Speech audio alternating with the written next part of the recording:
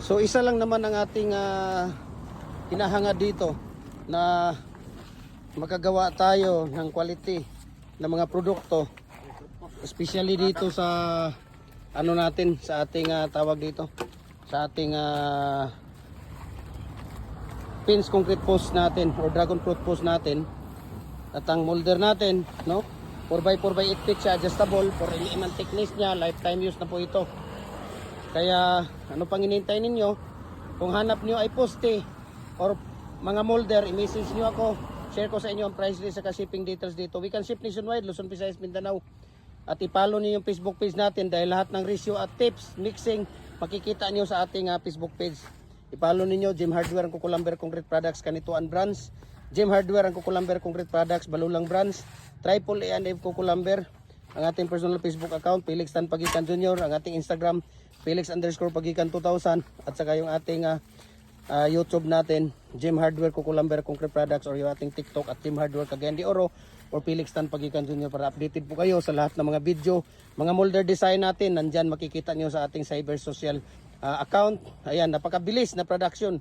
Kung hanap nyo ay mabilis na production at ang bilis ng ginagawa at quality, solid pa kayo. Tingnan ninyo ang paglalagay natin ng mating art dong.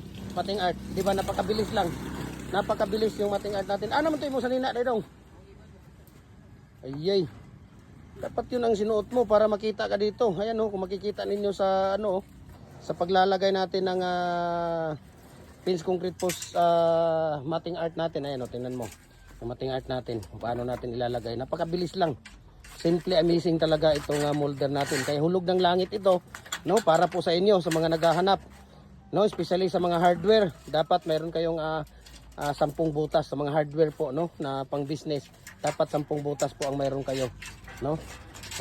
Tingnan niyo, napakabilis. Saan pa kayo, di ba? Dito na kayo, no. Kaya i-message nyo ako at share ko sa inyo ang price list sa shipping details dito. Lifetime use na po itong molder natin. Bakit? 4 mm thickness po ang ating molder. Ayun, no? Tingnan mo, inapak-apakan, tinatadyak-tadyakan. Hindi talaga ano siya, no?